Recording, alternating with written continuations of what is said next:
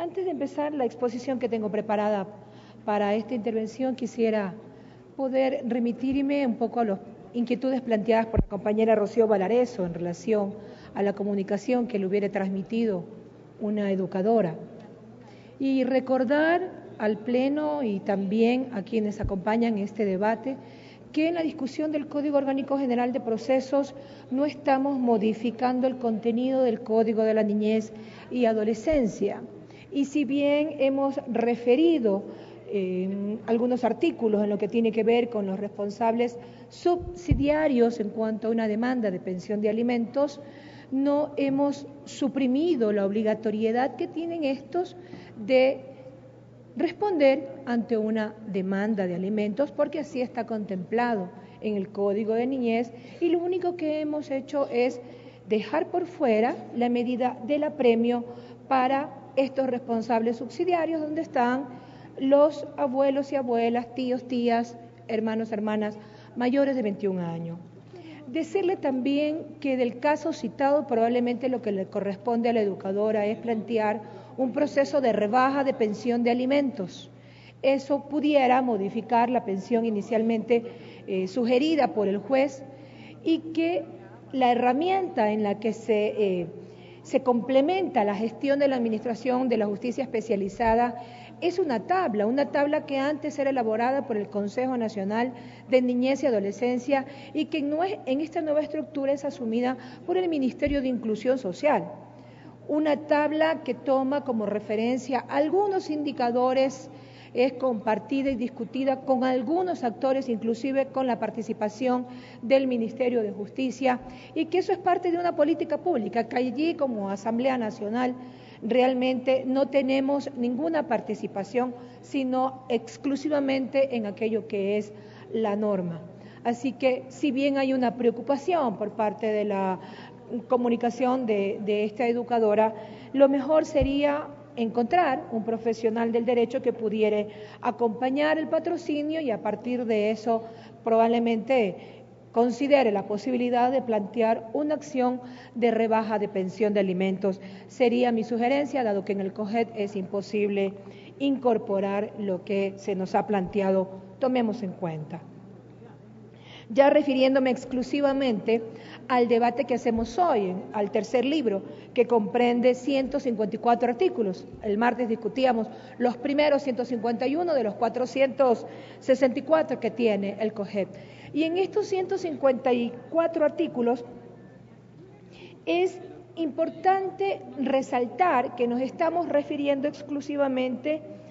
a las normas que tienen que ver de manera directa con la demanda, con la prueba y con los recursos. Pudiera sonar medio pesado, medio tedioso para quienes no tienen formación en derecho, pero es importante que haya comprensión y felicito que el debate lo hagamos así, de manera dividida, para que justamente podamos en esta discusión contribuir a una mejor comprensión del tema que está en debate. Y al referirnos que son estas tres normas, estos 154 artículos tienen que ver con esta parte de manera exclusiva en la norma, también decir que las normas relacionadas con demanda, con prueba y con recursos tienen que ver básicamente con las siguientes materias: procedimiento civil, procedimiento laboral, contencioso tributario, procedimiento contencioso administrativo, procedimiento de familia, mujer, niñez y adolescencia y procedimiento de inquilinato, pero también cualquier otro proceso que no tenga que ver con materia penal o con materia constitucional. Eso también es importante poder resaltarlo. Es también necesario mencionar que la incorporación del COGED, lo habíamos dicho el día martes, deja de lado el ritualismo del escrito, del papel que va y viene, de la práctica no correcta y que hay que denunciarla respecto de la coima o de la propina para las colas, etcétera. Eso hay que dejarlo por fuera.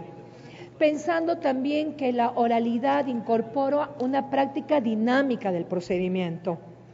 que las partes procesales tienen una facilidad respecto de la etapa probatoria, Mauro nos mostraba un video bastante ejemplificador respecto de las condiciones en que la audiencia se va a producir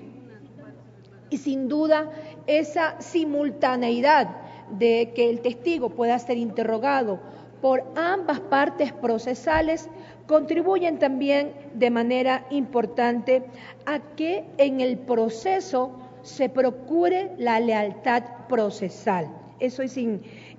importante, de tal manera que no aparezca por allí un escrito que no fue incorporado con una petición o con una prueba, presentándose una prueba, sino que es en un mismo espacio, dada la oralidad, que toda la audiencia va demostrando, va permitiendo que las partes vayan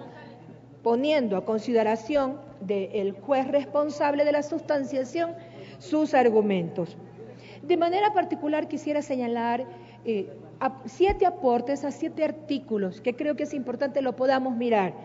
Probablemente la rapidez o el tiempo en el que aprobamos el informe en la mesa se nos fue esto y por eso sugiero lo podamos volver a mirar. Compañero Mauro, en el artículo 158, incluir un cuarto efecto de la calificación de la demanda. Y es justamente el que se puede interrumpir la prescripción, que ésta no siga corriendo,